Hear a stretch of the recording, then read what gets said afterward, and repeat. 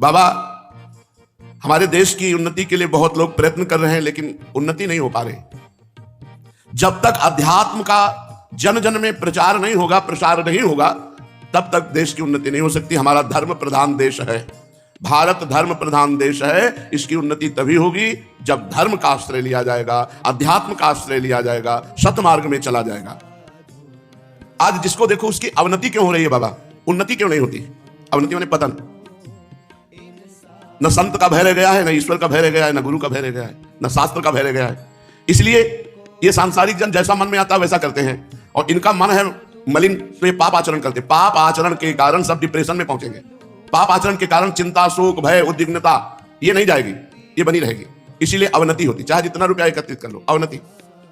भगवान में चित्त नहीं है तो अवनति ही होनी है। अध्यात्म का ज्ञान नहीं तो अवनति ही होनी, पतन ही होना है। जब तक ईश्वर का भय नहीं होता, महात्माओं का भय नहीं होता, शास्त्र का भय नहीं होता, माता पिता गुरुजनों का भय नहीं होता, तब तक मनमानी आचरण होते हैं। मनमानी आचरण से पतन हो जाता है।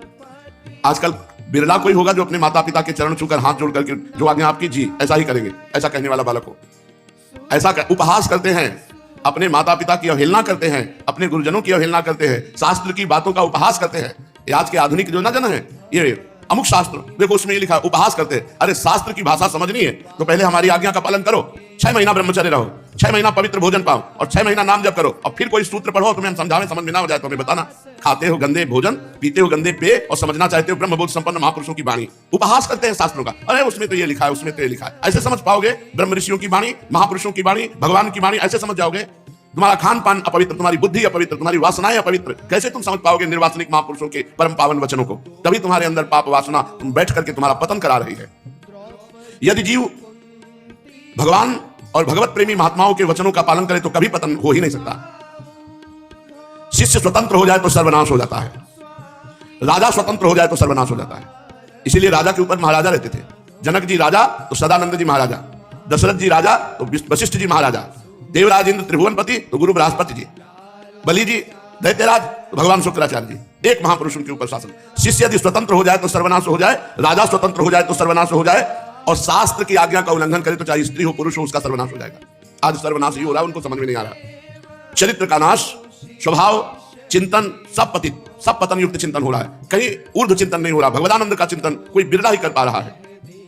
जब शिष्य गुरु का अनादर करके मनमानी आचरण करता है तो नष्ट हो जाता है। जब राजा ब्रह्म ऋषि का अनादर करके मनमानी आचरण करता है तो नष्ट हो जाता है। और जब समाज शास्त्र आज्ञा का उल्लंघन करके मनमानी आचरण करता है तो नष्ट हो जाता है।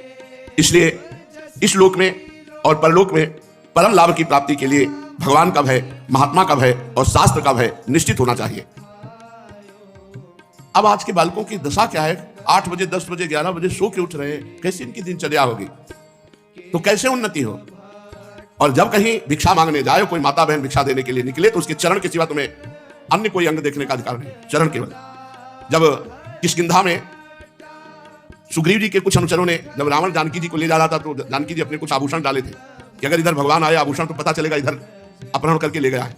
वो आभूषण दिखाए श्री राम जी को। तो राम जी लक्ष्मण जी से पूछ रहे हैं कि ये आभूषण जानकी के ही है? तो उनका भैया यदि चरण के कोई आभूषण हो तो मुझे दिखाओ।